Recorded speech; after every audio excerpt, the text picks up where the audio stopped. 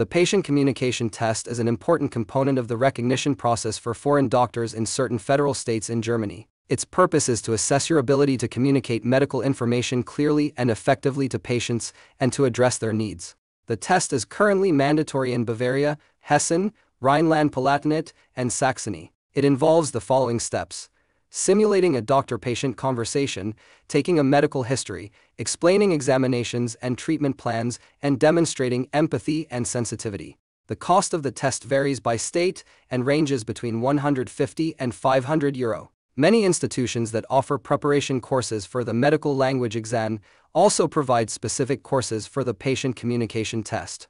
A list of relevant institutions can be found in our booklet, which is available for free download. To prepare independently, it is recommended to practice doctor-patient conversations regularly and learn how to explain medical terminology in simple language. For more information about the patient communication test, please visit our website, where you can also download the booklet with the addresses. Simply enter the link into your browser. Best of luck!